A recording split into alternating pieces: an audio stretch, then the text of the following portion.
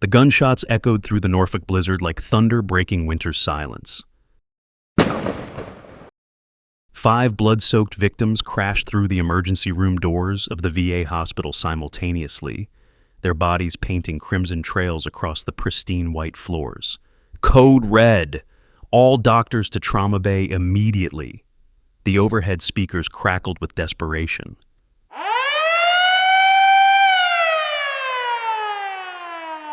But no one came. Every single doctor was trapped in other surgeries, their hands deep in other lives hanging by threads. "Harper, clean up room 3 right now!" Dr. Marcus Webb's voice cut through the chaos like a whip crack, his finger pointing at Giselle Harper, the night shift LPN who was pressing her fingers against the victim's neck, searching for a pulse that was fading fast. "That's not your job. Leave it to the real medical professionals." Giselle's captivating green eyes flickered toward the middle-aged man on the gurney before her. 5 bullet wounds, blood spurting like broken fountains. The subclavian artery was torn, maybe the aorta too. 3 minutes, maybe less, before his heart would stop forever. The doctor still hadn't appeared. The young nurse beside her, Bradley, was trembling, her hands shaking as she held pressure on wounds that were beyond her training. "He's dying! What do we do? What do we do?" For 2 seconds, Giselle Harper stood perfectly still. Her stunningly beautiful face, framed by loose curls escaping from her messy high bun, showed no emotion. The natural freckles across her porcelain cheeks seemed to fade as her skin paled with focus. Then her hands moved, not like a licensed practical nurse, not like someone who spent years fetching bedpans and changing IV bags. Her hands moved like a machine programmed for one purpose: saving lives in impossible conditions. "Prep the thoracotomy tray. Now! You don't have the authority." Webb's face turned purple with rage. "Do you want him to die?" Giselle didn't look at Webb. Her hands had already found the scalpel, moving with a precision that seemed impossible for someone in her position. Vascular clamp. 10 seconds. Or I use my hands. What none of them knew, what they couldn't possibly understand, was that the woman saving this man's life had worked in conditions far worse than this sterile emergency room. She had worked in places where the walls shook from explosions, where the lights came from burning vehicles, where the only medical supplies were what you could carry on your back. And in the next 20 minutes, everything in this hospital, everything in their understanding of who stood before them, would change forever. Giselle's hands washed under the sink with mechanical precision. 7 exact steps that had nothing to do with civilian medical training. First the palms, circular motions 3 times, then between each finger, pulling and twisting, the backs of the hands, up to the wrists, scrubbing in a pattern that looked more like preparation for surgery than emergency treatment. Her light brown hair, tied high, swayed slightly as she moved, but her body remained perfectly balanced, centered, ready. Dr. Webb strutted across the emergency room, his white coat billowing behind him like some kind of cape. "The auxiliary nurse thinks she can touch surgical instruments now." He announced it loud enough for everyone to hear. 15 people were watching now. 3 nurses, 2 security guards, 4 waiting patients, 3 family members, 2 janitors, and 1 off-duty EMT who'd brought his friend in for stitches. That's a liability lawsuit waiting to happen. Someone call legal. The emergency room at Norfolk VA was massive, 40 beds arranged in a horseshoe pattern around a central nursing station. Tonight, the storm had knocked out half the overhead lights, leaving pools of shadow between the harsh fluorescent islands. The witnesses spread throughout the space could see everything, their phones already starting to record the confrontation between the head of emergency medicine and the lowest-ranked nurse on the floor. Giselle pulled out a small, weathered notebook from her scrub pocket, her fingers finding a pen with the same automatic motion. She wrote quickly, efficiently. "Case number 247, GSF denied treatment, December 10, 2025.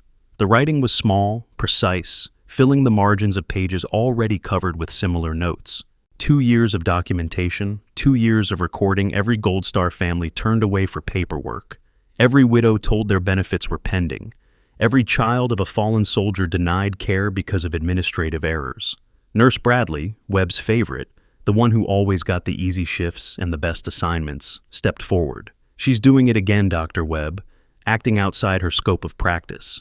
Should I call security? Bradley's voice dripped with the kind of satisfaction that comes from watching someone else get in trouble, the kind of pleasure that comes from being the teacher's pet, the one who never colors outside the lines. If this injustice makes your blood boil, hit that like button and subscribe to support the channel. Don't forget to tap the thanks button below the video to show your appreciation for these untold stories of hidden heroes. The patient on the gurney wore civilian clothes, but Giselle's trained eye caught what others missed. The bulk under his flannel shirt wasn't fat or muscle. It was a tactical vest, military grade, the kind that special operations forces wore under their civilian covers. The way his boots were laced, straight European style instead of crisscross. The watch on his wrist, a Sunto core, standard issue for naval special warfare. The tan line on his ring finger, recently removed, operational security.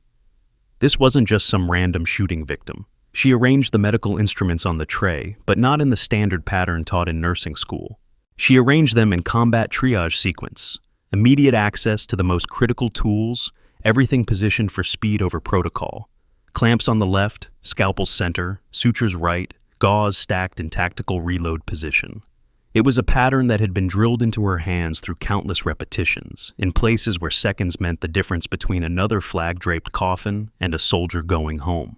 Security Chief Rodriguez, a former Marine who'd taken the hospital job for the benefits, pushed through the crowd. His hand rested on his radio, already calling for backup.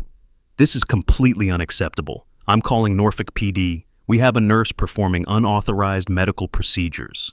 His voice carried the authority of someone used to being obeyed, someone who had spent 20 years giving orders and having them followed without question. But in the corner, barely visible in the shadows, Pete the janitor watched with different eyes.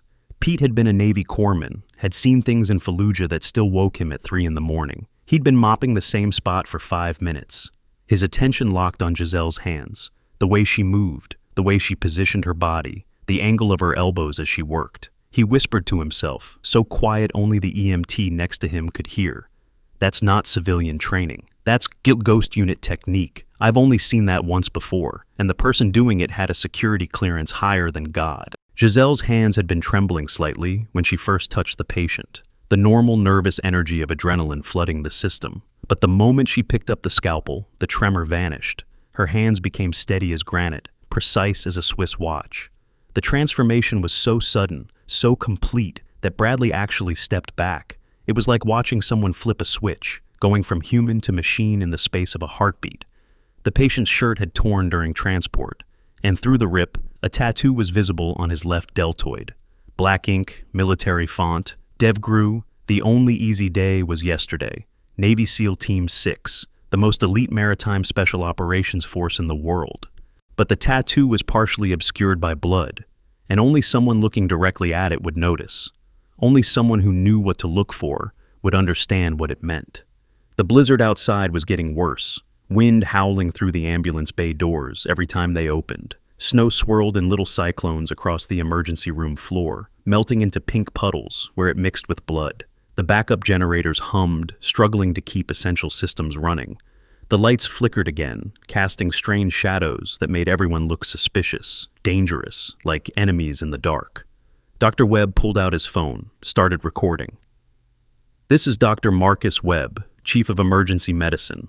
I am documenting that LPN Giselle Harper is performing unauthorized surgical procedures despite direct orders to cease. This is grounds for immediate termination and loss of license." His voice was loud, performative, making sure everyone could hear, making sure his authority was unquestioned. But Giselle had already made the first incision. The blade moved through skin and muscle with an efficiency that spoke of years of practice. Not in clean operating rooms with proper lighting and sterile fields, but in places where the operating table was a Humvee hood, where the anesthetic was a bullet to bite, where the only light came from burning buildings. The thoracotomy was textbook, if the textbook had been written for combat zones instead of hospitals. She spoke in Pashto to the Afghan interpreter in bed 12, asking him to hold pressure on another patient's wound. The words flowed naturally, accent perfect, like someone who had spent years in country. The interpreter's eyes widened. He responded in Pashto, then switched to English. "You were there. You were in Helmand. I can hear it in your voice." The computer at the nursing station beeped. Nurse Bradley had tried to pull up Giselle's employee file, looking for ammunition to use against her. But instead of the normal personnel record, a red banner flashed across the screen. Access restricted. Security clearance required. File sealed by DoD directive. Bradley's face went white. She tried again, using her supervisor access. Same message, but with an addition. Unauthorized access attempt logged. Security notification sent. The man with the 5 bullet wounds was starting to stabilize. What Giselle had done in 12 minutes would have taken most trauma surgeons 20. The phantom stitch she'd used to repair the subclavian artery was something they didn't teach in any civilian medical school. 4mm sutures, placed with 8-second intervals, a technique developed in classified medical facilities for operators who needed to be back in the fight as fast as possible. Do you notice anything unusual about Giselle? Comment below if you've caught the signs that she's not who she appears to be. The quick clot hemostatic agent she'd used wasn't from the hospital's supply. It had come from her own pocket, a small pouch she always carried. The tourniquet technique, the way she'd positioned it high and tight, the time she'd marked on it with a Sharpie, all of it followed tactical combat casualty care protocols to the letter. These were procedures drilled into special operations medics, procedures that had saved thousands of lives in Iraq and Afghanistan, procedures that no licensed practical nurse should know. Nurse Thompson, one of the few people in the emergency room who actually cared more about patients than politics, stepped closer. Her voice was quiet, almost afraid. How did you know about the aberrant subclavian? That's a 1 in 10,000 anatomical variation. Most surgeons would have missed it. Webb seized on this, thinking he'd found his winning argument. You see, she must have looked at his medical records without authorization. That's a HIPAA violation. She probably was an Army nurse, nothing special, just someone who thinks she's above the rules. His voice was triumphant, like a prosecutor who'd just found the smoking gun. But the patient's eyes had opened. Admiral Thomas Hayes, Deputy Commander of Joint Special Operations Command, looked at the sutures on his chest. His fingers traced the pattern, recognizing something in the technique, in the precise spacing, in the angle of entry. His voice was weak but clear. Ghost protocol. Your ghost protocol. The fake dog tags Giselle wore, the ones that said she was just a medical corps enlisted, had shifted during the procedure. Underneath, partially visible, was another set. These were different, older, worn smooth from years of wear. The designation wasn't medical corps, it was something else, something that didn't officially exist, something that operated in the spaces between what was legal and what was necessary. Chief of Staff Harrison burst through the emergency room doors. She'd been called from her home, pulled out of bed at 2 a.m. Review the security footage from the last hour. Now. Her voice brooked no argument. She was former Air Force, a full colonel who'd traded her uniform for a suit but never lost the command presence. Giselle's notebook fell from her pocket as she reached for more sutures. It hit the floor and splattered open, pages fanning out like cards from a deck. Page after page of meticulous documentation, 247 cases. Gold Star families denied benefits. Widows turned away for missing paperwork. Children of fallen soldiers told their father's sacrifice wasn't properly documented. Names, dates, specific reasons for denial. 2 years of evidence that the system designed to protect military families was failing them. Admiral Hayes saw one name circled multiple times. Michael Harper, Sergeant First Class, killed in action, Helmand Province, Afghanistan, August 12, 2017. His eyes moved from the notebook to Giselle's face. The recognition was instant, complete. Michael Harper, he saved my entire team. We were pinned down, taking heavy fire. He charged 3 machine gun nests alone to give us covering fire to extract our wounded. He knew he wouldn't make it back. The emergency room had gone silent, except for the hum of machines and the howl of the storm outside. Everyone was watching, waiting, sensing that something momentous was happening, but not quite understanding what. VA Director Robert Chen pushed through the crowd. He'd been called by Harrison, pulled from a reception at the Watergate. His tuxedo was still perfect except for the snow melting on his shoulders.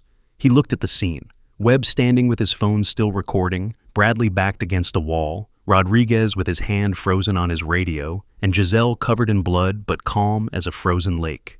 Chen's eyes found the notebook on the floor. He picked it up, started reading. His face went through a series of expressions: confusion, recognition, horror. He looked up at Giselle. The question came out as barely a whisper. "You're Michael Harper's widow?"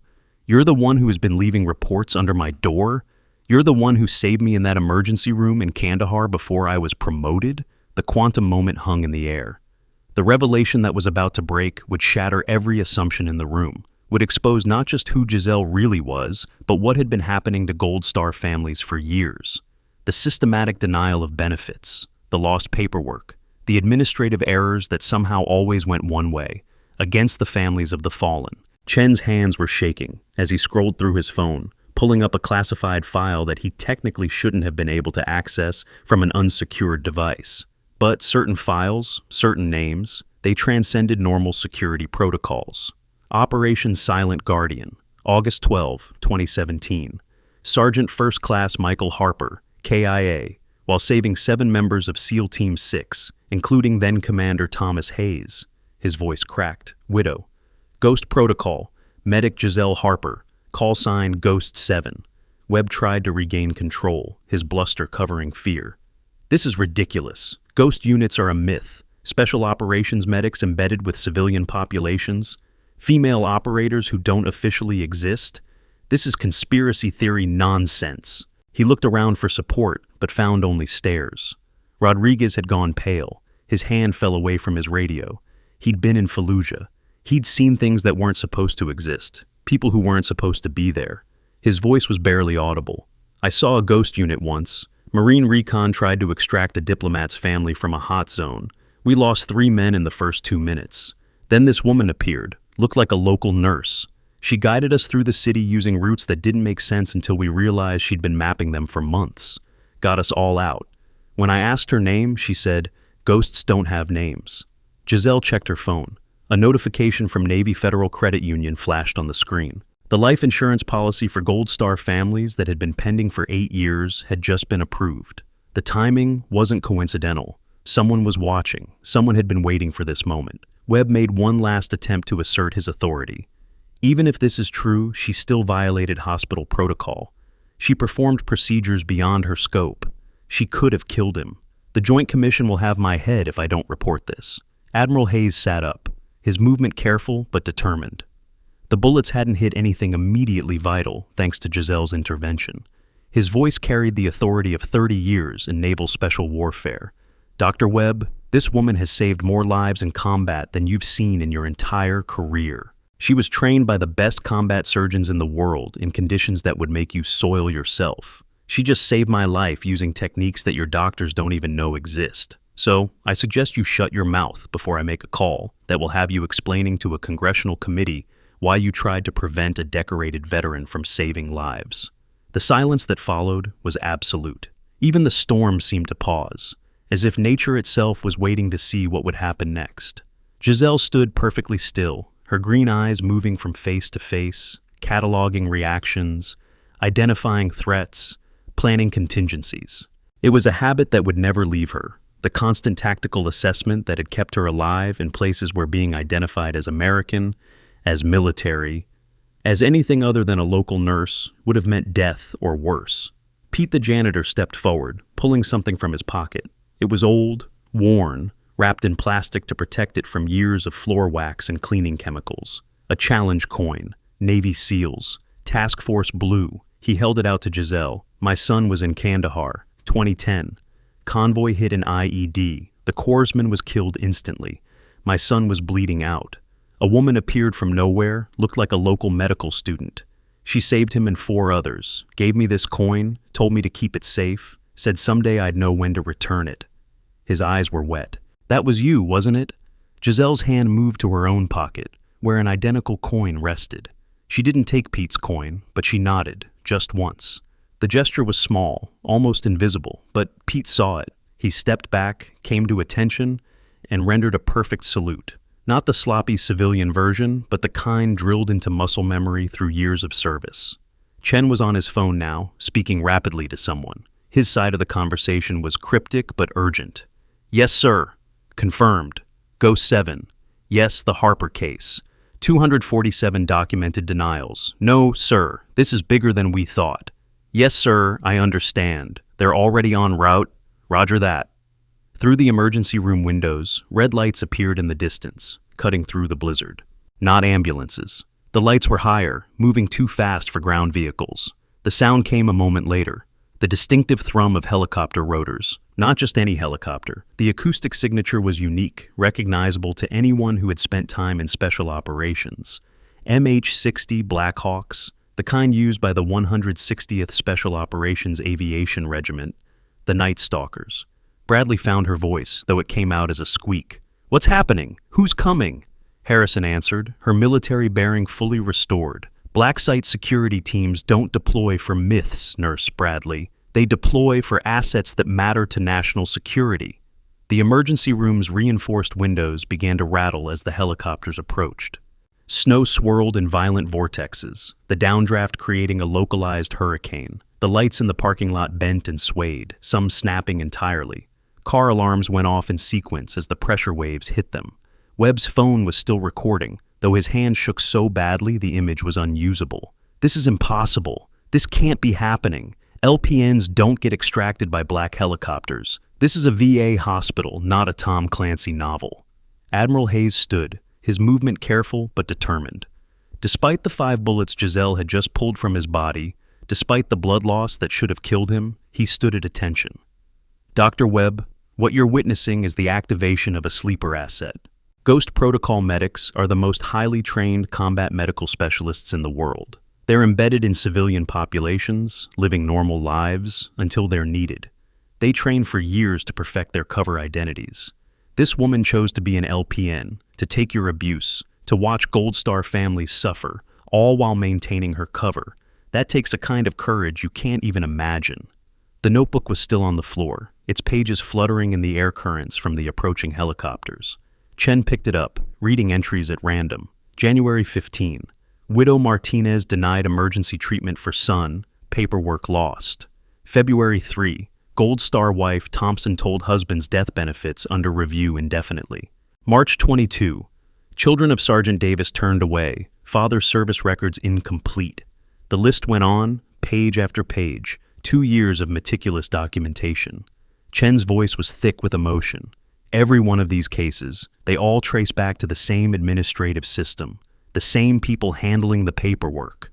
This isn't incompetence, it's deliberate. Someone has been systematically denying benefits to Gold Star families. The helicopters were directly overhead now, the sound deafening even through the reinforced roof. But they weren't landing on the helipad. They were hovering over the parking lot, fast roping operators onto the asphalt.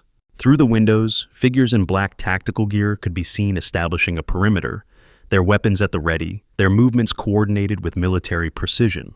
Rodriguez had found his voice again. "Those aren't regular security. That's Key AG. Delta Force. What the hell is going on?" A new voice cut through the chaos, transmitted through the hospital's PA system. It was calm, professional, with the kind of accentless diction that came from years of secure communications. "VA Medical Center Norfolk, this is Blacksite Command. We are executing a priority alpha extraction under National Security Directive 572. All personnel are ordered to remain in place. Any interference with our operators will be considered an act of domestic terrorism. Compliance is mandatory." The main emergency room doors burst open. 6 operators entered in tactical formation, weapons lowered but ready. They wore no unit patches, no name tags, nothing that would identify them beyond the generic U.S. government on their tactical vests. They moved through the emergency room like water, flowing around obstacles, never stopping, always advancing. The team leader, identifiable only by a small infrared patch visible to those who knew to look for it, approached Giselle. His voice was modulated through his tactical mask. "Ghost 7, I'm Reaper 6. We're here for you. National Command Authority has authorized your reactivation. We have a situation that requires your specific skill set."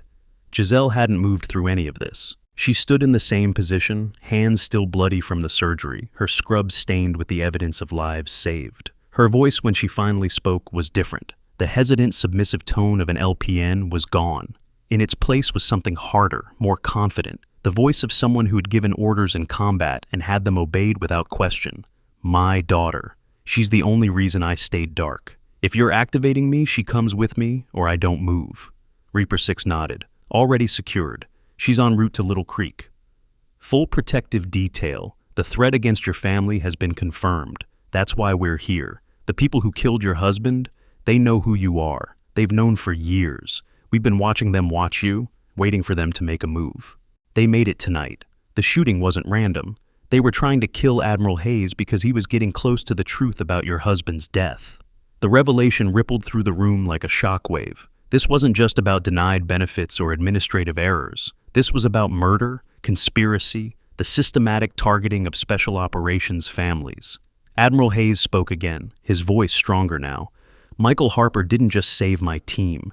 He uncovered something during that mission, something that certain people wanted buried. When he was killed, they thought the secret died with him. They didn't know he'd passed the information to his wife. They didn't know Ghost 7 had been documenting everything, building a case, waiting for the right moment. Giselle reached into her scrub pocket and pulled out a small encrypted drive. She'd carried it for 8 years, hidden in plain sight among the normal detritus of a nurse's pockets. She handed it to Reaper 6. Everything's on there. Financial records, communication intercepts, names of the people involved. 247 families weren't denied by accident. They were targeted because their loved ones knew something, saw something, or were involved in operations that certain people want forgotten. Chen's phone rang. He answered, listened, then handed it to Giselle. "It's for you, the Secretary of Defense." The room watched in stunned silence as Giselle took the phone. Her side of the conversation was brief. "Yes, sir. Understood, sir. Condition green, ready for deployment. One requirement, sir? The families in my notebook, they get everything they're owed, plus interest, plus penalties, non-negotiable." "Yes, sir. Thank you, sir." She handed the phone back to Chen. "Done. The Harper rule goes into effect immediately. No Gold Star family will ever be denied benefits while waiting for paperwork. Emergency medical treatment is authorized immediately upon presentation of military ID or death certificate. Full investigation into the past 10 years of denials, with compensation for all affected families." Webb finally found his voice, though it came out as barely a whisper. "But you're just a nurse. You clean bedpans. You take orders from everyone. How is this possible?" Giselle turned to face him fully for the first time. Her green eyes were cold as Arctic ice. "Dr. Webb, I've been shot at by Taliban fighters, had mortars drop so close they burst my eardrums, performed surgery in the back of moving vehicles while taking fire. I've pulled more metal out of more bodies than you've seen in your entire comfortable career. I chose to be just a nurse because it let me help people without anyone asking questions. But every time you humiliated me, every time you made me feel small, I documented another family you failed. Your contempt was my cover, and it worked perfectly." The law offices of Stewart and Associates called Giselle's phone. The class action lawsuit on behalf of 500 Gold Star families had just been approved for expedited processing. The systematic denial of benefits would be exposed in federal court. The helicopters outside were spinning up again, rotors accelerating to takeoff speed. Reaper 6 touched his earpiece, receiving new information. "Ma'am, we need to move. The enemy knows we're here. They have assets 20 minutes out. Extraction is immediate." Giselle looked around the emergency room one last time. At Pete, still holding his salute. At the Afghan interpreter, who'd placed his hand over his heart in the traditional gesture of respect. At the other nurses, some crying, some stunned, all reconsidering every interaction they'd had with the quiet LPN who never complained, never pushed back, never stood up for herself. She walked to her locker, opened it with the combination she'd used every day for 2 years. Inside, tucked behind a spare set of scrubs, was a small bag. She'd kept it there since her first day, knowing that eventually this moment would come. The moment when the ghost would have to become solid again, when the shadow would have to step into the light. The bag contained a single uniform. Not the dress blues of a Navy medic, not the multicam of modern combat. It was something different, something that didn't officially exist. Black fabric with no insignia, no rank, no name tape. The uniform of the Ghost Protocol, the medics who operated in the spaces between war and peace, who saved lives in places where America couldn't officially be. She didn't change into it, not yet. But she slung the bag over her shoulder, a signal to everyone watching that the woman they thought they knew had never really existed.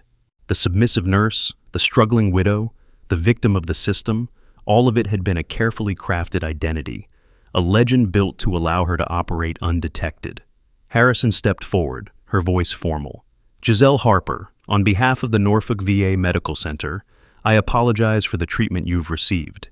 Your service, both acknowledged and unacknowledged, deserves our highest respect. When you return, if you return, there will be a position waiting for you, not as an LPN, as Chief of Combat Medicine Training. We need someone to teach our doctors what real trauma medicine looks like. Giselle nodded, but didn't respond. Her attention had shifted to the tactical situation. She could see what others couldn't, the subtle signs that Reaper 6's team was getting nervous. The way they kept checking their corners, the micro adjustments to their positions, the fingers moving from trigger guards to triggers. They were expecting contact, and soon. We need to go. Now, Reaper 6 said, his voice carrying a new urgency. Giselle moved toward the door, but Webb stepped in front of her. His face was red, sweating despite the cold air flowing through the open doors. You can't just leave. There are protocols, papers to sign, exit interviews. You work for me, and I haven't dismissed you. The moment hung in perfect balance. Webb, trying to assert the last vestige of his authority. Giselle, standing perfectly still, her body language shifting almost imperceptibly into something predatory. The operators, weapons still lowered, but ready to respond to any threat to their principal. Admiral Hayes broke the tension. Dr. Webb, stand aside. That's not a request. As of 3 minutes ago, Ghost 7 holds the equivalent rank of lieutenant colonel in the United States Army. You're interfering with a national security operation. The next person who tries to stop her won't be asked politely. Webb stepped aside, his face crumbling from anger to fear to something like shame. The pyramid of authority he'd built his entire identity around had just been inverted. The lowest person on his totem pole had turned out to be higher than he could have imagined.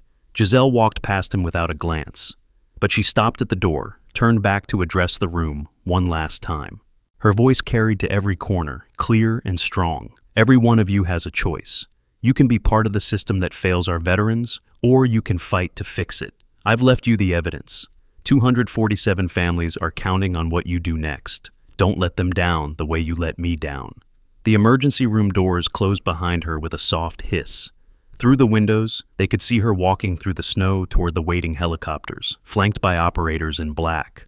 Her fitted gray t-shirt and dark pants made her almost invisible against the night, just another shadow moving through shadows. Pete finally lowered his salute, his arm trembling from holding it so long. He turned to Webb, his voice carrying the weight of every veteran who'd been dismissed, ignored, treated as a burden rather than a hero. You want to know the difference between you and her, Doc? You wear a white coat because you went to medical school. She wore scrubs because it was the perfect disguise. But when it mattered, when lives were on the line, she didn't hesitate. She didn't worry about protocols or liability or her precious medical license. She just acted. That's what heroes do. They act when others talk. The helicopters lifted off in perfect synchronization, their rotor wash clearing the snow from a perfect circle of parking lot. The red lights disappeared into the blizzard, heading east toward the Naval Amphibious Base Little Creek, where more secrets were kept than most people knew existed. Chen stood in the middle of the emergency room, still holding Giselle's notebook. He opened it to a random page, reading aloud, June 15, 2023. Corporal Davidson's widow brought in their daughter, severe asthma attack. Denied treatment because death benefits not yet approved. Had to watch the child struggle to breathe for 40 minutes while paperwork was verified. Child survived, but unnecessary suffering. This is not what their father died for. The room was silent, except for the beeping of machines and the distant howl of the storm.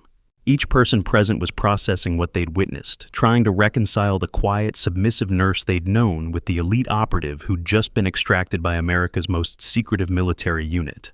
Dr. Webb sank into a chair, his hands shaking. 2 years.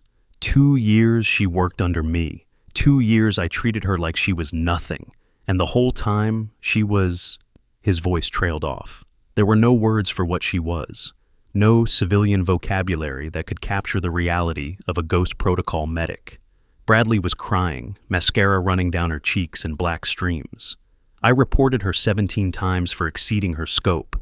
I tried to get her fired. I thought she was trying to show me up, make me look bad, but she was just trying to help people.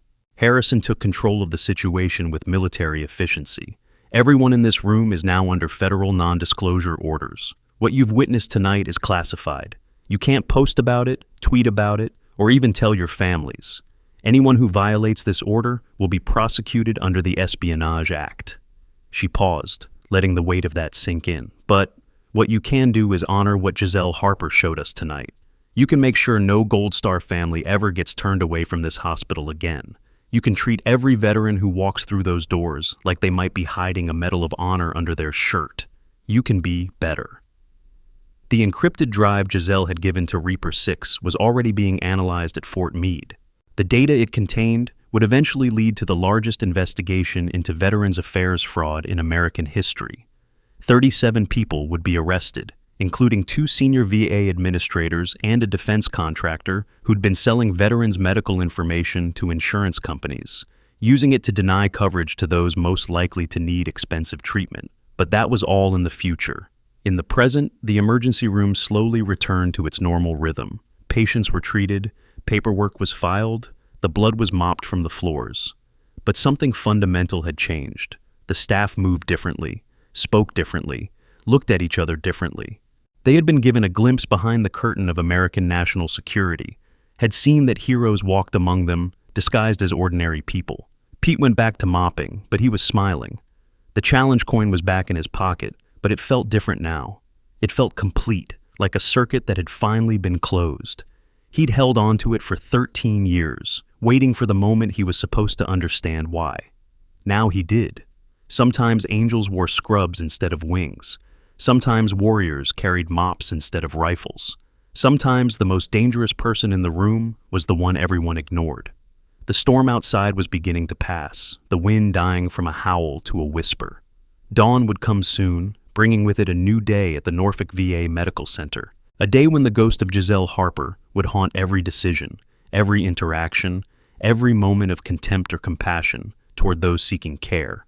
Her locker still stood open, empty except for a single item she'd left behind, a photograph taped to the inside of the door. It showed a younger Giselle in military gear, standing next to a man in Special Forces green. Sergeant First Class Michael Harper, her husband, the man who had died saving others, whose sacrifice had been buried under mountains of bureaucratic paperwork and administrative errors. At the bottom of the photo, in Giselle's neat handwriting, were words that would become the unofficial motto of the Norfolk VA. "For those I could not save, I save others." Admiral Hayes was being prepped for transfer to Walter Reed, where a team of Navy doctors would complete what Giselle had started. Before they wheeled him out, he called Harrison over. "That woman saved my life tonight. But more importantly, she's been saving lives for years while being treated like dirt. Make it right. I don't care what it takes or what it costs. Every family in that notebook gets everything they're owed. And when Giselle comes back, because she will come back, you make sure she's treated like the hero she is." Harrison nodded. "Yes, sir. The Harper Rule will be implemented immediately. We'll have a team reviewing every denial from the past decade by end of business tomorrow." The Admiral's eyes were hard. "Not good enough. I want a team on it tonight. Pull people from home if you have to. Every hour those families wait is an hour too long. And Harrison? That notebook of hers? That's evidence of systematic fraud. Make sure it gets to the right people. The FBI, the Inspector General, whoever needs to see it to make sure this never happens again." As the Admiral was wheeled away, Chen stood in the empty emergency room, looking at the spot where Giselle had performed emergency surgery with nothing but determination and decades of training that shouldn't have been possible for an LPN. He pulled out his phone, started making calls. The first was to the Secretary of Veterans Affairs. The second was to every major news outlet in the country. The third was to his wife, telling her he wouldn't be home for days, maybe weeks. He had 247 families to make whole. The Harper family room would eventually be built exactly where Giselle had stood that night, a space dedicated to Gold Star families waiting for treatment or benefits. The walls would be covered with photographs of the fallen, and in the center, in a climate-controlled case, would be Giselle's notebook, open to the page where she documented her own family's denial of benefits. Next to it would be the old combat blanket she'd kept in her car during the 2 years she'd worked at the VA, the one that had covered her husband's body when they'd brought him home. But that was still to come. For now, there was only the quiet emergency room, the fading storm, and the knowledge that somewhere out there, a Black Hawk helicopter was carrying a ghost, back into the world of shadows and secrets, where heroes did their work in silence and never asked for recognition. The Black Hawk cut through the storm like a knife through silk, its rotors beating a rhythm that Giselle Harper had once known as well as her own heartbeat. She sat in the cargo bay, still wearing her blood-stained scrubs, the bag containing her Ghost Protocol uniform resting on her lap. Around her, the operators of Reaper 6's team maintained their professional silence, but she could feel their curiosity. Ghost 7 was a legend even among the classified community, the medic who'd saved more Tier 1 operators than anyone else in the program's history. Reaper 6 handed her a tablet, its screen showing a live feed from the Norfolk VA emergency room. She watched as Chen made his calls, as Harrison took control, as Pete continued mopping with tears streaming down his face. "They think you're gone forever," Reaper 6 said through the internal comms. "They have no idea you'll be back." Giselle's fingers traced the edge of the tablet, her green eyes reflecting the blue glow of the screen. 8 years. 8 years I've been documenting their failures. 247 families destroyed by bureaucracy and greed. My husband dies saving a SEAL team, and they lose his paperwork? That wasn't incompetence. That was enemy action. The helicopter banked sharply, heading toward Little Creek Naval Amphibious Base. Through the window, Giselle could see the lights of Virginia Beach spread below like scattered diamonds. Somewhere down there, her daughter Emma was being brought to safety. 14 years old, the same age Giselle had been when she'd decided to become a medic. Inspired by her grandmother, who'd been an Army nurse in Vietnam, Reaper 6 pulled up another screen on the tablet. "This is why we're activating you." 3 weeks ago, NSA intercepted communications between unknown parties discussing Operation Whitewash. They've been systematically targeting Gold Star families whose loved ones were involved in certain classified operations. Your husband's mission was one of them. But here's what we just learned. The conspiracy goes deeper than the VA. It involves defense contractors, insurance companies, and at least one member of Congress. The helicopter touched down on the rain-slicked tarmac of Little Creek. Through the darkness, Giselle could see a convoy of black SUVs waiting, their engines running, exhaust mixing with the fog rolling in from the Atlantic. She stood, her body automatically adjusting to the helicopter's movement, with the practiced ease of someone who'd spent years flying into hot LZs. As she stepped onto the tarmac, a familiar figure emerged from the lead SUV. Colonel Sarah Mitchell, former commander of the Ghost Protocol program, the woman who had recruited Giselle 15 years ago when she was just another combat medic trying to make sense of what she'd seen in Iraq. Mitchell's hair had gone completely gray since they'd last met, but her bearing was still ramrod straight, her handshake still firm enough to crack walnuts. "Ghost 7, Mitchell said, using Giselle's operational name like it had never been retired. "Good to have you back. Your daughter is safe. She's in the command center, and before you ask, yes, she knows. We had to tell her when we extracted her from school. She handled it better than most trained operators would have." The convoy moved through the base at exactly the speed limit, drawing no attention despite their obvious importance. Little Creek at 3 in the morning was still active, SEALs and Marine Raiders conducting training operations that would continue until dawn. The normalcy of it, the routine of America's elite warriors preparing for war while the country slept, made Giselle's chest tight with memories she'd spent 8 years trying to suppress. They entered a nondescript building marked only with a number, Building 37.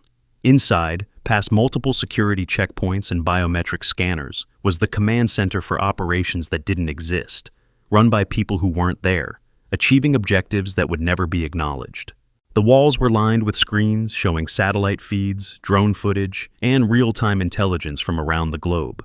Emma was sitting at a conference table, still wearing her pajamas under a navy windbreaker someone had given her. When she saw her mother, she didn't run to her like a child. She stood, composed, and waited. The same emotional control Giselle had taught her, the same discipline that had kept them both alive and hidden for 8 years. "Mom," Emma said, her voice steady despite the tears in her eyes, "they told me about Dad. The real story. Why didn't you ever tell me he died saving people? Why did you let me think it was just another casualty?" Giselle pulled her daughter into an embrace, feeling how much she'd grown in the past year. "Because knowing would have made you a target. Because the people who killed him would have come for you. Because sometimes the greatest act of love is letting someone believe a comfortable lie instead of a dangerous truth." Colonel Mitchell cleared her throat. "We have a situation developing. The media has gotten wind of tonight's events. Someone in the emergency room recorded everything despite the NDA warnings. The video is already viral, 3 million views in the past hour. The Pentagon is in damage control mode, but the cat's out of the bag. Ghost Protocol is blown wide open. On the main screen, news channels were already running the story. Dramatic headlines scrolled across the bottom. Secret military unit exposed at VA hospital. Ghost medic reveals Gold Star family scandal. Black helicopters over Norfolk. Conspiracy theorists vindicated. Giselle watched the coverage with a mixture of satisfaction and concern. They can't deny it now. 247 families are going to get justice. But this also means our enemies know we're on to them. They'll accelerate their timeline, try to destroy evidence, eliminate witnesses. Mitchell nodded, which is why we need you operational immediately. The President has authorized Executive Order 973. Full investigation into VA fraud, congressional hearings, and a special prosecutor with unlimited jurisdiction. But we need someone who understands both the medical and operational sides. Someone who can testify to Congress while also conducting field operations. Someone who can be the public face of this investigation while also hunting down the people responsible. You want me to be both witness and weapon, Giselle said. It wasn't a question. Your husband uncovered something in Helmand, Mitchell continued. We thought it died with him, but we were wrong. He managed to transmit partial data before his position was overrun. That data has been sitting in an NSA database for 8 years, tagged as corrupted and unrecoverable. But last week, one of our cryptographers figured out it wasn't corrupted. It was encoded using a cipher that Michael created, one that only you would know how to decrypt. Giselle's hand went to her wedding ring, which she'd never removed despite the years. Michael had been paranoid about operational security, had created their own private communication system based on medical terminology and their daughter's birthday. He used our anniversary combined with Emma's blood type as the key, she said quietly. Type O negative, the universal donor. He always said she could save anyone. Mitchell handed her another tablet. The partial transmission was on the screen, looking like random medical notes about trauma treatment. But Giselle could see the pattern immediately, the way certain words were emphasized, the specific ordering of symptoms that didn't match any real medical condition. It's coordinates, she said after 30 seconds of analysis. And dates, and... She paused, her face going pale. Account numbers. Michael found bank accounts. The money being stolen from Gold Star families was being funneled somewhere. These are the accounts.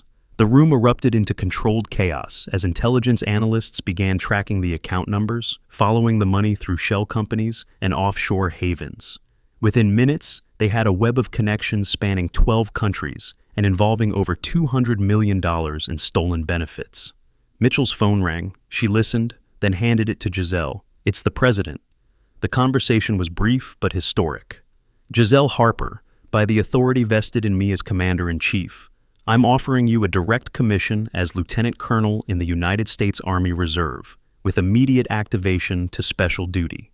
Your mission is to expose and eliminate the network that has been preying on our Gold Star families.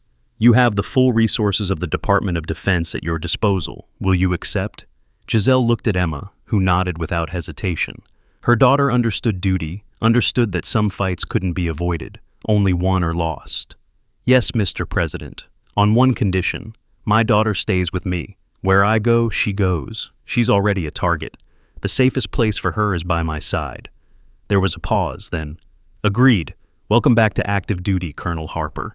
The next hours passed in a blur of briefings, equipment issue, and planning. Giselle was fitted with new gear, updated on 8 years of technological advancement, and introduced to her new team, a mix of Ghost Protocol medics, Navy SEALs, and intelligence operatives who specialized in financial crimes. They were calling it Task Force Harper, and their mission was simple in concept, complex in execution. Follow the money, find the conspirators, and deliver justice. By dawn, they had their first target, a defense contractor named Marcus Reed, who had been using his access to military personnel records to identify Gold Star families, whose beneficiaries could be easily intimidated or confused. He'd been running this scheme for a decade, accumulating over $50 million by denying rightful benefits and redirecting the funds to accounts he controlled. Reed's mistake was being predictable. Every Thursday morning at 0600, he went to the same gym in Arlington, the same workout routine, the same protein shake afterward. He thought his money and connections made him untouchable. He was about to learn otherwise. Giselle stood in the briefing room, no longer in scrubs but in tactical gear that felt both foreign and familiar. The Ghost Protocol uniform had been updated, but it still carried no insignia, no identifying marks. She looked at her team, 8 operators who'd volunteered for a mission that would put them against enemies who wore suits instead of uniforms, who killed with paperwork instead of bullets. "Our rules of engagement are simple," she said, her voice carrying the authority that came from years of making life and death decisions. "We operate within the law, but we use every inch of that law. These people have been hiding behind bureaucracy and political protection. They think they're safe because they never pulled a trigger. They're wrong. They killed American heroes just as surely as any Taliban fighter, and they're going to answer for it." The team deployed in 3 vehicles, moving through the pre-dawn darkness of Arlington with practiced stealth. The gym was a high-end facility that catered to government contractors and Pentagon officials. The kind of place where deals were made in the sauna and classified information was traded over green smoothies. Reed arrived exactly on schedule, driving a $100,000 Mercedes paid for with money that should have gone to veterans' families. He parked in his reserved spot, grabbed his gym bag, and walked toward the entrance with the confidence of someone who'd never faced a consequence he couldn't buy his way out of. Giselle intercepted him at the door.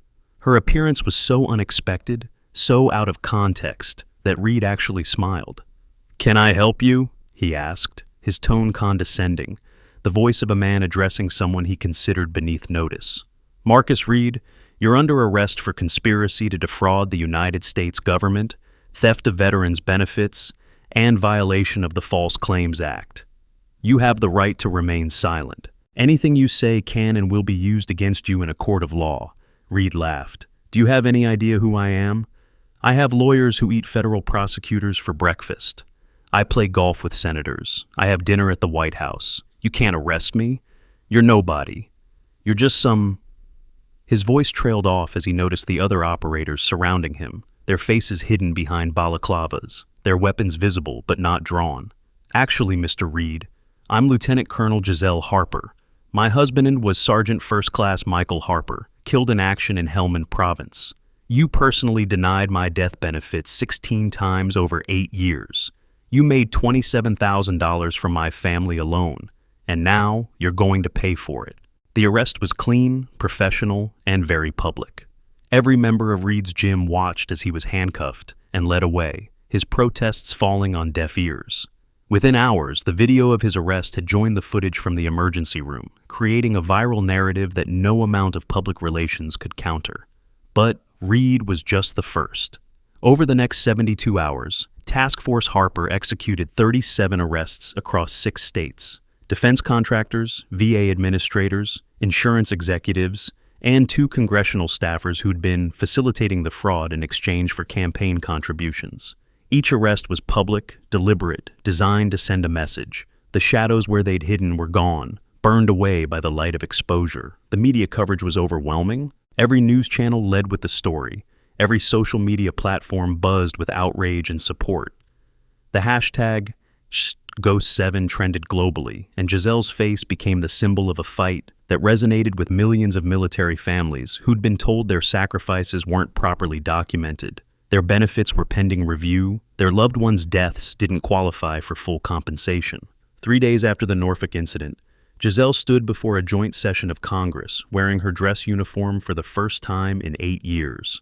The medals on her chest told a story of service that most people couldn't imagine. Bronze Star with Valor Device, Purple Heart, Meritorious Service Medal, and others that were so classified, they were represented only by a single ribbon that insiders knew meant more than all the others combined.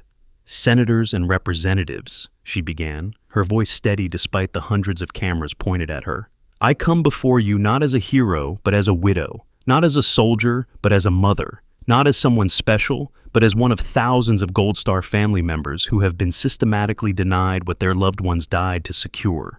She held up her notebook, the same one she'd carried for 2 years in the Norfolk VA.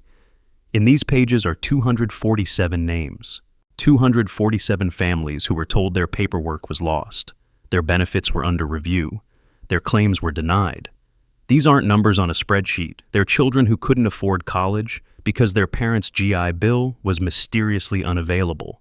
They're spouses who lost their homes, waiting for death benefits that never came. Their parents who were told their child's sacrifice wasn't properly documented. The chamber was silent except for the scratch of reporters' pens and the whisper of cameras focusing. Even the politicians who had been prepared to grandstand found themselves unable to interrupt.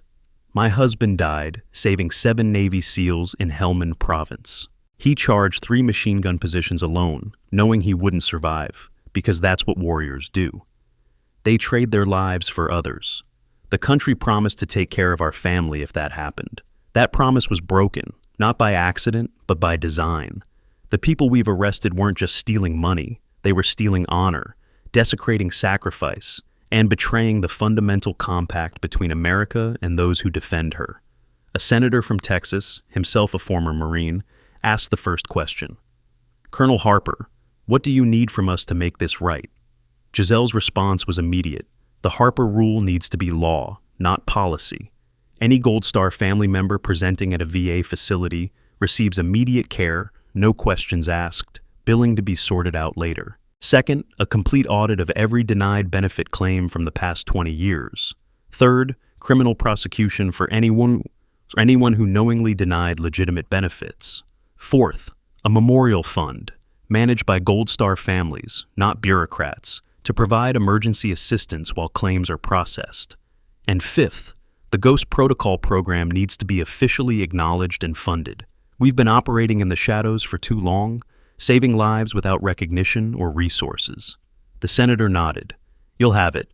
I'll introduce the legislation today. The hearing continued for 6 hours, with Giselle providing detailed testimony about the conspiracy, the methods used to deny benefits, and the human cost of bureaucratic cruelty. She named names, provided evidence, and painted a picture of systematic corruption that shocked even the most cynical observers. But even as she testified, Task Force Harper was still operating. Emma, under protective custody but refusing to be sidelined, had proven to have her mother's analytical mind and her father's instinct for patterns. She'd been reviewing the decoded data from her father's last transmission and had found something everyone else had missed. Mom, she said during a break in the testimony, calling from the secure facility where she was staying. The dates Dad encoded, they're not random. They're all connected to specific operations that were supposedly classified beyond even Ghost Protocol access. Someone was selling information about our most sensitive missions, and Dad figured out who. Giselle stepped into a secure room to continue the conversation. The congressional building had several such rooms, swept daily for bugs, lined with materials that blocked electronic surveillance. Who, Emma? Who was selling out our operations? The name her daughter spoke made Giselle's blood run cold. It was someone at the highest levels of the defense establishment, someone who had been trusted with the lives of America's most elite warriors, someone who'd been at Michael's funeral, who'd handed her the folded flag, who'd whispered that Michael was a hero whose sacrifice would never be forgotten. Assistant Secretary of Defense Harold Morrison. The man who'd overseen special operations funding for the past decade. The man who'd had access to every mission, every operator, every secret that moved through JSOC. The man who had been selling that information to the highest bidder, causing the deaths of dozens of operators, including Michael Harper. Giselle ended the call and immediately contacted Colonel Mitchell. They had their true target, the head of the snake that had been poisoning the military for years. But Morrison wasn't just another contractor or administrator. He was protected by layers of security, legal immunity, and political connections that made him nearly untouchable. Nearly. That night, as Giselle returned to her hotel room under heavy guard, she found a package waiting for her. It had been delivered by a courier who had disappeared before security could question him.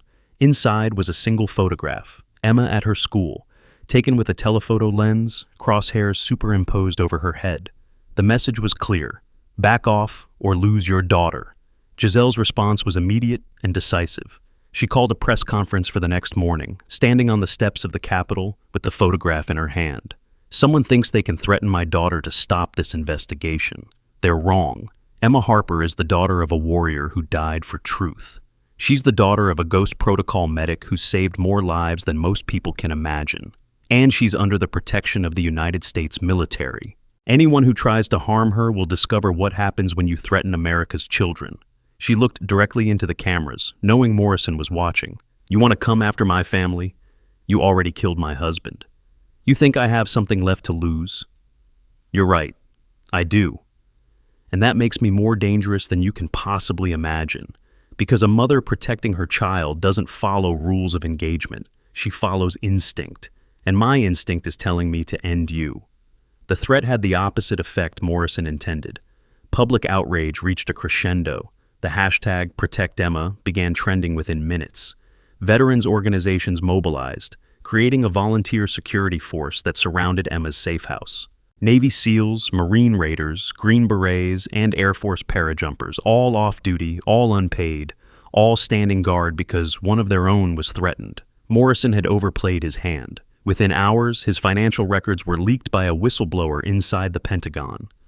The records showed payments from foreign governments, deposits timed perfectly with American military failures, a clear trail of treason that no amount of legal maneuvering could obscure. The arrest happened at his home in McLean, Virginia, at exactly 0430 hours.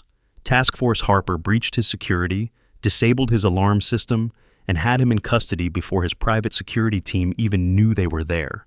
The image of Morrison being led away in handcuffs, wearing silk pajamas that cost more than most soldiers made in a month, became the defining visual of the investigation. But Giselle wasn't satisfied with just the arrest. She wanted complete victory, total vindication for every family that had suffered. She returned to the Norfolk VA, this time not as a hidden asset, but as Lieutenant Colonel Harper, architect of the most significant military justice operation in decades. The emergency room staff lined the hallways as she entered. Dr. Webb was there, no longer the strutting peacock, but a broken man who'd learned that authority without compassion was just another form of tyranny. Nurse Bradley stood with her head down, unable to meet Giselle's eyes.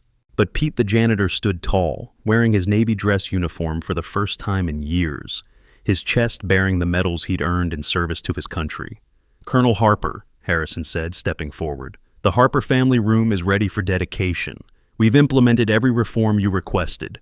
No Gold Star family will ever be turned away again." Giselle walked through the hospital, seeing the changes that had been made in just a week. Photos of fallen heroes lined the walls. A new wing dedicated to combat medicine had been approved. The staff wore pins with the number 247, reminding them of the families they had failed and their commitment to never fail again. The Harper family room was beautiful in its simplicity. Comfortable chairs, soft lighting, toys for children, a small kitchenette stocked with food and drinks. On the wall, her notebook was displayed in a climate-controlled case, open to the page where she documented her own family's denial. Next to it hung Michael's photograph in his Special Forces uniform, and below it, a plaque with the words she'd written, "For those I could not save, I save others." But the centerpiece was the blanket, the old combat blanket that had covered Michael's body when they'd brought him home. It was draped over a chair in the corner, positioned so that anyone sitting there could wrap themselves in it, finding comfort in something that had touched a hero. Chen was there, having taken a leave of absence from his director position to personally oversee the compensation of all 247 families. "Each family has been contacted," he said, "full benefits plus interest, plus a formal apology from the Secretary of Veterans Affairs. Total compensation, $47 million. It won't bring back what they've lost, but it's a start." Giselle nodded, but her attention was on a young woman sitting in the corner, holding a baby. The woman wore a Gold Star pin on her collar, fresh grief etched on her face. Another widow, another family failed by the system that was supposed to protect them. "Excuse me," Giselle said to the officials, and walked over to the woman. She sat down beside her, not speaking at first, just being present. The woman looked up, recognition dawning. "You're her." "Ghost 7, the one who exposed everything." Giselle shook her head. "I'm just someone who understands. My husband was killed in Helmand 8 years ago. They told me his paperwork was lost. They told me to be patient. They told me everything except the truth." "What's your name?" "Amanda. Amanda Torres. My husband was Sergeant First Class Luis Torres, killed in Syria 3 months ago. They say his death doesn't qualify for full benefits because the operation was classified. They say I can't even know how he died." Giselle pulled out a new notebook, identical to the old one. She wrote down Amanda's information, then looked her in the eyes. That changes today. I'm going to personally ensure you get everything you're owed, and you're going to know exactly how your husband died a hero. That's a promise from one widow to another. The dedication ceremony was attended by hundreds of people, Gold Star families from across the country, veterans, active duty military, politicians, and media. Admiral Hayes, fully recovered from his wounds, delivered the keynote speech. 8 years ago, Sergeant First Class Michael Harper saved my life and the lives of my entire team. He didn't hesitate, didn't calculate the odds, didn't worry about his own survival. He saw Americans in danger and acted. That's what heroes do. His widow, Lieutenant Colonel Giselle Harper, has shown the same courage, the same selflessness, the same determination to protect others regardless of the cost. She hid among us not out of cowardice but out of strategy, gathering evidence, building a case, waiting for the moment to strike. That moment came in this very emergency room, when she saved my life while exposing a conspiracy that reached the highest levels of our government. Hayes paused, looking directly at the cameras. Some people wear their heroism on their sleeves. Others hide it under scrubs and mop buckets and quiet service. The lesson of Ghost 7 is that heroes walk among us every day, disguised as ordinary people, waiting for the moment when ordinary isn't enough. When that moment comes, they rise, they act, they save. And they remind us that American heroism isn't about recognition or reward. It's about service, sacrifice, and the sacred duty we owe to those who give everything for our freedom. Emma joined her mother on the podium, wearing a simple black dress and her father's dog tags. She was no longer the frightened 14-year-old who'd been pulled from school a week ago. She was the daughter of warriors, heir to a legacy of service, and she spoke with a confidence that made her mother proud. My father died when I was 6. For 8 years, I believed he was just another casualty of war. Last week, I learned the truth. He died saving others, and the people he saved went on to save more others, creating a chain of survival that continues today. But I also learned that his sacrifice was dishonored by people who saw his death as an opportunity for profit. My mother could have stayed hidden, could have kept us safe in obscurity. Instead, she chose to fight. Not with weapons, but with truth. Not for glory, but for justice. She taught me that sometimes the greatest courage is in the waiting, and the greatest victory is in the revealing. The crowd erupted in applause, but Giselle raised her hand for silence. She had one more thing to say, one more truth to reveal. The Ghost Protocol program has operated in secret for 20 years. We've saved thousands of lives, prevented countless attacks, and gathered intelligence that has kept America safe. But we've done it all from the shadows, without recognition, without official support, without the resources we've needed. That ends today.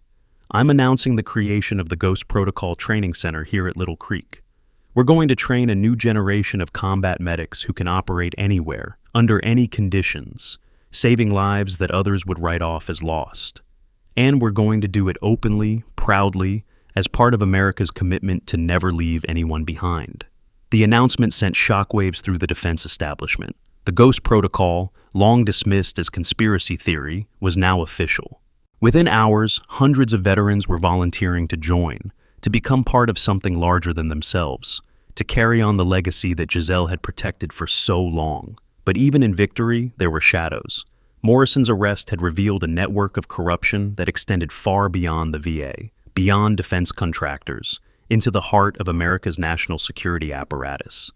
There were other ghosts out there, other operations that had been compromised, other families that had been targeted. That night, as Giselle and Emma returned to their hotel, another package was waiting. This one contained a single USB drive and a note. Your husband found more than just bank accounts. The truth about Helmand is here, but some secrets kill anyone who learns them. Choose carefully. Giselle plugged the drive into a secure laptop. The files it contained were explosive, evidence of American weapons being sold to enemy forces, of operations deliberately compromised to justify larger military budgets, of a shadow organization within the government that profited from perpetual war. And at the center of it all, a name that made her stomach turn: Operation Crimson Eagle, the mission where Michael had died. The official report said Michael's position had been overrun by Taliban fighters who got lucky, who happened to be in the right place at the right time. The truth was different.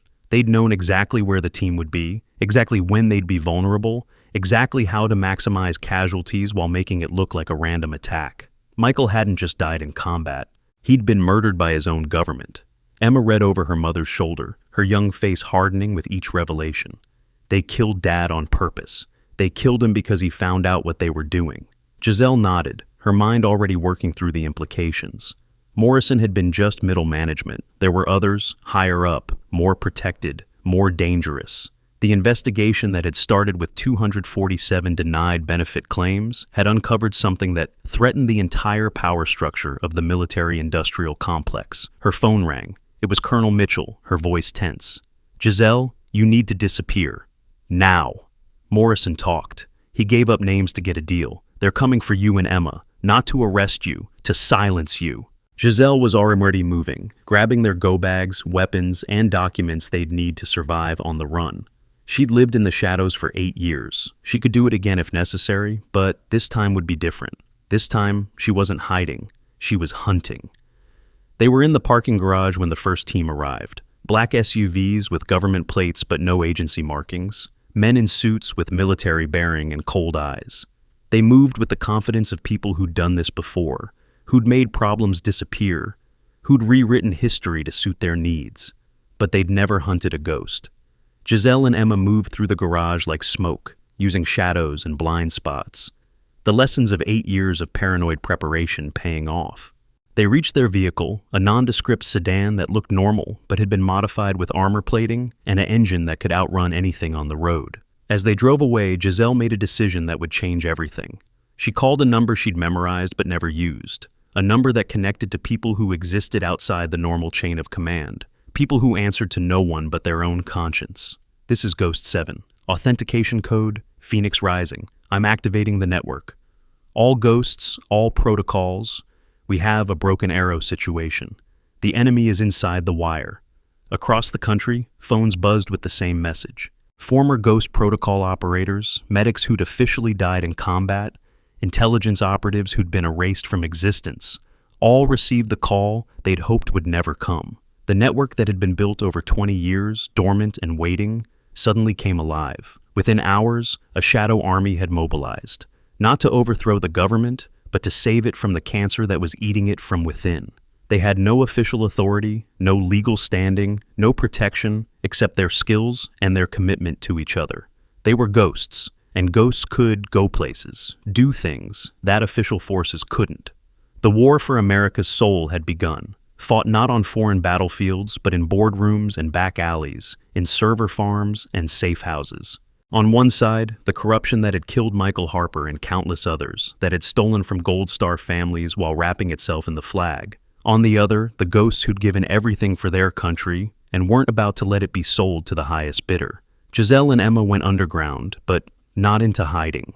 They became the tip of the spear, gathering evidence, recruiting allies, building a case that would expose not just individuals, but the entire system that enabled them.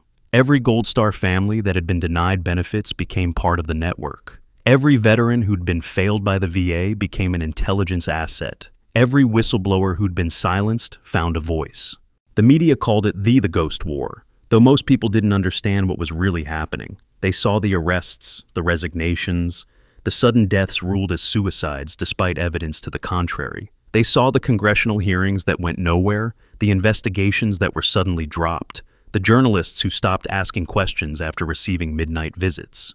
But the ghosts kept fighting. They leaked documents that couldn't be suppressed, recorded conversations that couldn't be denied, provided evidence that even the most corrupt judges couldn't ignore.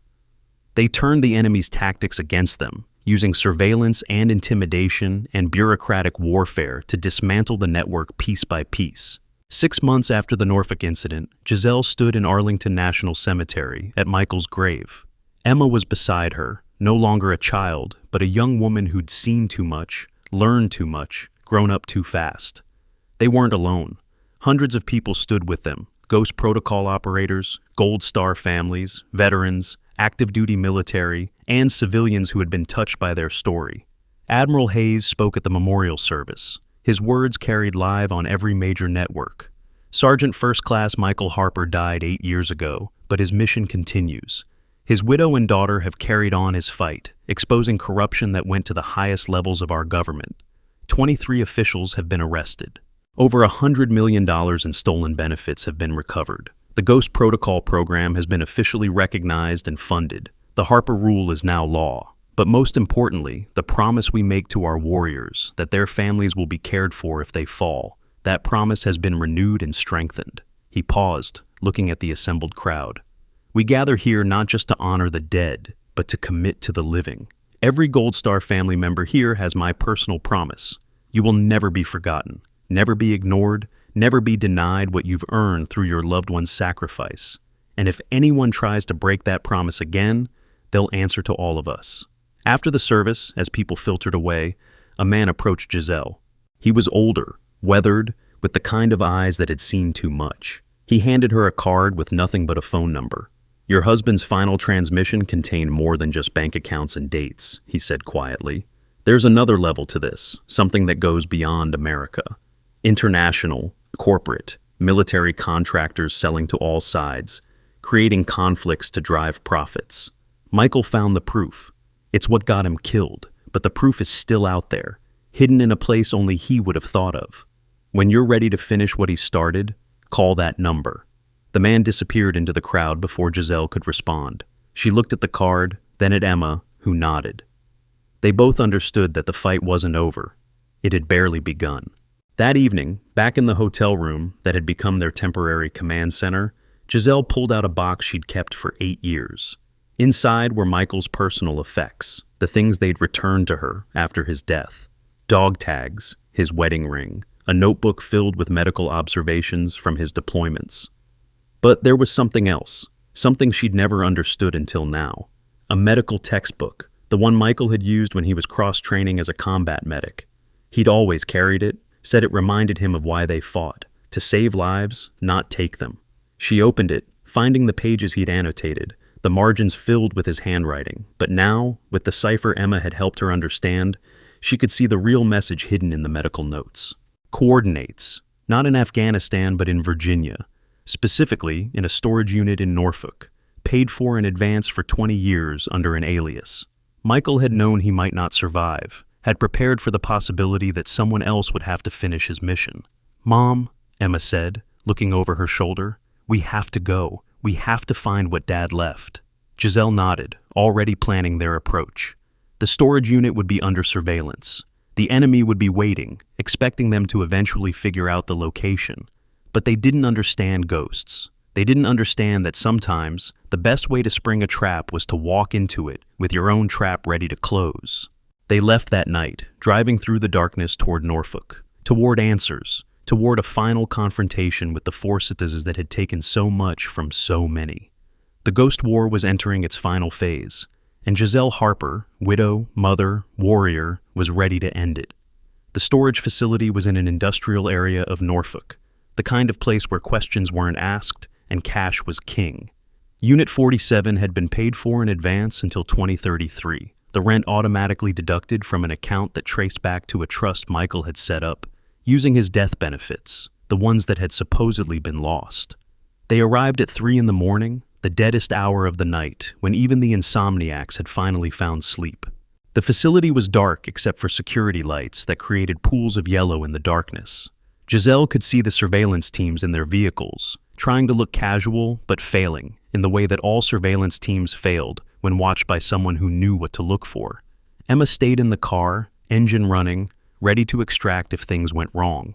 Giselle moved through the shadows, using skills that had kept her alive in places where being American meant death, where being female meant worse than death, where the only safety was invisibility.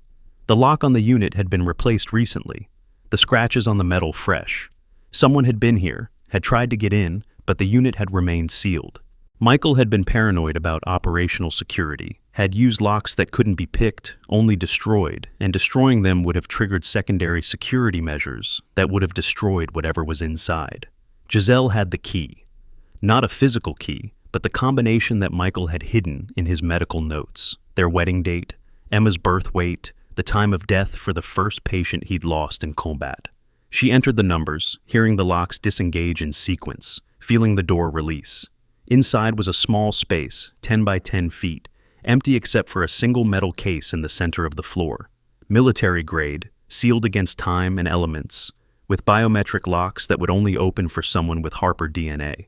Giselle placed her hand on the scanner, feeling the prick as it sampled her blood, the warmth as it verified her identity. The case opened with a soft hiss of equalizing pressure. Inside were drives, documents, photographs, and something else. Michael's final letter to her, sealed in plastic, waiting 8 years to be read. My beloved Giselle, if you're reading this, then I'm gone, and you've found the truth. I'm sorry for the secrets, for the burden I'm leaving you, but someone has to know. Someone has to act. The conspiracy goes deeper than just stolen benefits. They're creating wars, manufacturing conflicts, sacrificing American lives for profit. The evidence is all here, everything they need to destroy them. But be careful. Trust no one in the official channels. The corruption reaches places we never imagined. Use the Ghost Network. They're the only ones who can't be bought or intimidated. And remember, I love you and Emma more than life itself. Everything I did for you, for her, for the families who deserve better than betrayal. Finish this. For all of us. Forever yours, Michael. The drives contain terabytes of data, financial records, communication intercepts, video surveillance, documented proof of treason at the highest levels. Names, dates, operations, all meticulously cataloged by a man who knew he was living on borrowed time. It was enough to bring down half the defense establishment, to expose a conspiracy that had cost thousands of American lives and billions of taxpayer dollars. But as Giselle loaded the evidence into secure containers, she heard Emma's voice through her earpiece. Mom, we have company. 3 vehicles incoming, not surveillance. Assault teams. They'd known she would come, had been waiting for this moment, but they'd made a crucial mistake.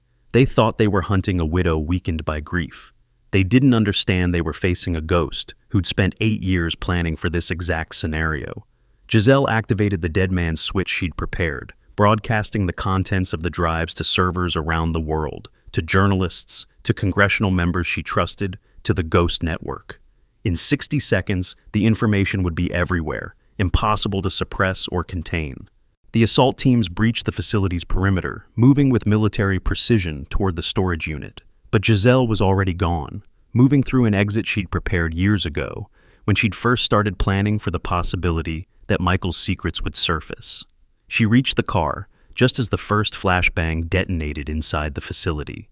Emma drove with the skill of someone who had been trained by the best, weaving through the industrial area's maze of streets, while Giselle coordinated with the Ghost Network through encrypted communications. The assault teams tried to follow, but found their vehicles disabled by electromagnetic pulses from devices the Ghost Network had planted weeks ago, anticipating this moment. By dawn, the story was breaking on every major network. The evidence from Michael's storage unit, combined with everything Giselle had gathered over the years, painted a picture of corruption so vast that even hardened journalists were shocked. Defense contractors had been creating conflicts to sell weapons to both sides. American soldiers had been deliberately put in harm's way to justify budget increases. Gold Star families had been targeted to prevent them from asking questions about their loved ones' deaths. The president addressed the nation that morning, his face grim. What has been uncovered represents the greatest betrayal of our military families in American history. Effective immediately, I am ordering a complete investigation by a special counsel with unlimited authority. Those responsible will face the full weight of justice. And to Lieutenant Colonel Giselle Harper and all the Ghost Protocol operators who risked everything to expose this corruption, you have the gratitude of a nation and the promise that your sacrifice will not be in vain. The arrests began within hours. Not the low-level functionaries who had been caught in the first wave, but the real power brokers, CEOs of defense contractors, senior Pentagon officials, members of Congress who'd been on the take for decades. The images of them being led away in handcuffs, their empires crumbling, their secrets exposed, became the defining moment of what historians would later call the Great Cleansing. Giselle testified before Congress again, this time with Michael's evidence displayed on screens behind her. She spoke for 6 hours, detailing every aspect of the conspiracy, naming every name, providing proof for every accusation. When she finished, the chamber was silent for a full minute, before erupting in applause that continued until the chairman had to call for order. But the victory came with a price. The Ghost Protocol network, exposed by necessity, could no longer operate in the shadows. Many operators had to be relocated, given new identities, their old lives erased for their safety. The program itself was restructured, brought into the official military structure, losing some of its effectiveness in exchange for legitimacy. A year later, Giselle stood in the same emergency room where it had all begun. The Norfolk VA Medical Center had been transformed, becoming a model for veteran care nationwide. The Harper family room had expanded into an entire wing, providing not just comfort, but active support for Gold Star families navigating the benefit system. Dr. Webb had resigned, unable to live with the shame of how he'd treated someone who'd been fighting for justice while he'd been protecting his small kingdom of authority. Nurse Bradley had quit nursing entirely, last heard working at a retail store where she had no power over anyone. But Pete was still there, now the head of a veteran volunteer program that helped families in crisis. "You did it," Pete said, standing beside her as they watched a Gold Star family receive immediate care, no questions asked, no paperwork required beyond proof of their loved one's service. "You burned it all down and built something better." Giselle shook her head. "Michael did it. He gathered the evidence. He paid the price. I just finished what he started." Emma, now 17 and accepted early admission to West Point, joined them. She wore her father's dog tags and her mother's determination, ready to carry on the family tradition of service. "The Ghost Protocol Training Center wants me as an instructor this summer," she said. "They think I can help develop new encryption methods for field operations." Giselle smiled, the first genuine smile anyone had seen from her in years. "Your father would be proud. You're carrying on his work in your own way." Admiral Hayes arrived for the dedication of the Michael Harper Memorial, a statue depicting a medic shielding wounded soldiers, the inscription reading, "For those who save others." He'd been promoted to full admiral, put in charge of reforming special operations oversight, ensuring that what had happened to Michael and so many others could never happen again. The ceremony was attended by thousands, Gold Star families from across the nation, Ghost Protocol operators who could finally acknowledge their service, veterans who'd been inspired by Giselle's courage to speak out about their own experiences with the VA system. The president spoke, as did the Secretary of Defense, but the most powerful speech came from Amanda Torres, the Gold Star widow Giselle had met a year ago in the Harper family room. "Giselle Harper didn't just expose corruption," Amanda said, her baby now a toddler playing at her feet. "She showed us that ordinary people can fight extraordinary evil. She showed us that widows aren't victims to be pitied, but warriors to be respected. She showed us that love doesn't end with death, that justice delayed isn't justice denied, and that sometimes the greatest victory comes from simply refusing to give up." As the ceremony ended and the crowd dispersed, Giselle noticed a familiar figure in the shadows. The man who had given her the card at Arlington, the one who'd told her about the international level of the conspiracy. He approached, this time not alone but with a small group of people whose bearing suggested intelligence community, special operations, or both. "Colonel Harper," he said formally, "I represent a coalition of intelligence services from allied nations. What you uncovered doesn't stop at America's borders. The same corruption exists worldwide, the same contractors selling to all sides, the same unnecessary wars being manufactured for profit. We need someone to lead an international effort to expose and eliminate this network, someone with proven ability to operate in the shadows while maintaining absolute integrity. Will you consider it?" Giselle looked at Emma, who nodded without hesitation. The Harper family had always served, always sacrificed for something greater than themselves. This would be no different. "I'll need my team," Giselle said. "The Ghost Network goes with me." The man smiled. "We wouldn't have it any other way. The corruption you exposed in America is just one tentacle of a global octopus. Cut one off, 8 more take its place, unless we destroy the entire organism." Giselle understood. The fight for justice for Gold Star families had revealed something much larger, a cancer that had metastasized throughout the global defense industry. The Ghost War had been just the beginning. What came next would be harder, more dangerous, with enemies who had resources that dwarfed what she'd faced in America. But she also understood something else. Michael hadn't died for nothing. His death had started a chain reaction that was still expanding, still revealing truth, still bringing justice. Every corrupt official arrested, every stolen dollar recovered, every family made whole. It all traced back to his sacrifice, his refusal to stay silent about what he'd discovered. "When do we start?" she asked. The man handed her a folder marked with classification stamps from a dozen countries. Tomorrow. A flight to Brussels, then a briefing at a location that doesn't officially exist. The international community has been waiting for someone like you, someone who can't be bought, intimidated, or silenced. The Ghost Protocol is about to go global. That night, Giselle and Emma packed efficiently in their hotel room, experts at disappearing after a year of constant movement. "Mom," Emma asked, "do you think Dad knew his death would start something this big? Your father understood patterns better than anyone. He made himself a catalyst, knowing his death would create an unstoppable reaction. So, he won. Even though he died, he won." Giselle pulled her daughter close. He won when 247 families got justice. He won when the Ghost Protocol was recognized, and he'll keep winning as long as we keep fighting. Their phones buzzed simultaneously. Ghost Protocol operators worldwide confirming readiness for the international mission ahead. Before leaving Norfolk, Giselle stopped at the small military cemetery where Michael rested. She placed wildflowers on his grave, the same ritual she'd maintained for 8 years. "We expose them all, my love," she whispered to the stone. "Emma's strong. She'll carry on when we can't." The Ghost Protocol continues, not in shadow, but in light. "Rest easy, soldier. We've got the watch." The next morning, they boarded a military transport at Naval Station Norfolk, where Blackhawks had landed in a blizzard to extract her. This time, they weren't running. They were advancing, taking the fight global. As the aircraft lifted off, Giselle looked down at Norfolk one last time. Below, the VA Medical Center was opening its doors, the Harper family room welcoming another Gold Star family, and Pete was mopping floors while keeping watch for hidden heroes. The emergency room where she'd saved Admiral Hayes was just a tiny box from altitude, but the ripples from that night had spread worldwide, proving one person refusing to accept injustice could transform a nation. "You ready for this, Mom?" Emma squeezed her hand. "I've been ready for 8 years. The question is whether the world is ready for us." The aircraft banked east toward Europe, toward enemies who didn't yet know they'd already lost. Behind them, the sun-painted Virginia sky gold and crimson, a new day for military families worldwide.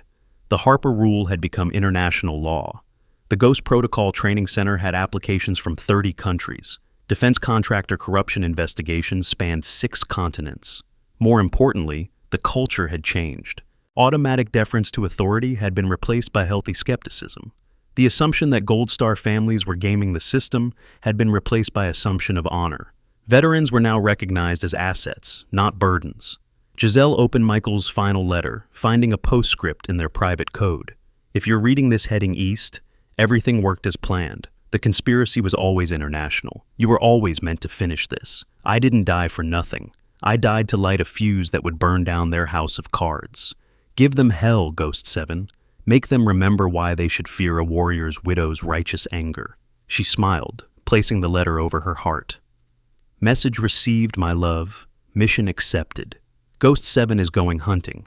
The aircraft disappeared into clouds, carrying 2 ghosts toward a war in boardrooms and Blacksites, against those who profited from warriors' blood. It would be long, difficult, fought without recognition or medals. But they would win, because ghosts never die. They wait for justice. And justice always comes for those who think themselves untouchable. The Harper legacy would continue as a movement, not a memory. Somewhere in Arlington, a warrior rested easy knowing his sacrifice had become salvation for thousands. The Ghost War was over. The Ghost Peace had begun, guarded by those who understood freedom's price wasn't just vigilance, but action, not just courage, but compassion, not just strength, but sacrifice. "For those I could not save, I save others." The words had become a movement, and that movement had become unstoppable. Giselle Harper's story would be told for generations. The widow who saved a SEAL admiral and exposed a conspiracy that shook American military foundations. But more importantly, it would inspire others to stand up, speak out, refuse to accept inevitable injustice. Because if a single widow working as an LPN could bring down a conspiracy reaching government's highest levels, What excuse did anyone have for not fighting their own battles against corruption? The answer was simple: none. The ghosts were watching. The ghosts were waiting. The ghosts never forgot. Justice was coming, wearing the face of a beautiful woman with green eyes and freckles, who had spent 8 years pretending weakness while gathering strength to destroy an empire of lies. The empire had fallen. From its ashes, something better had risen, something ensuring no Gold Star family would ever again be told their sacrifice wasn't properly documented. The mission continued, the watch continued, the ghosts continued. Somewhere between life and death, memory and legend, sacrifice and salvation, Sergeant First Class Michael Harper smiled, knowing his death wasn't his story's end, but the beginning of something greater. His widow had ensured that. His daughter would continue it. The Ghost Protocol would guarantee heroes never again died in vain, families never again abandoned, and those who served in shadow would finally step into light. The Blacksite team that escorted Giselle away that snowy Norfolk night thought they were extracting an asset. They had witnessed the birth of a legend that would inspire, protect, and avenge for generations.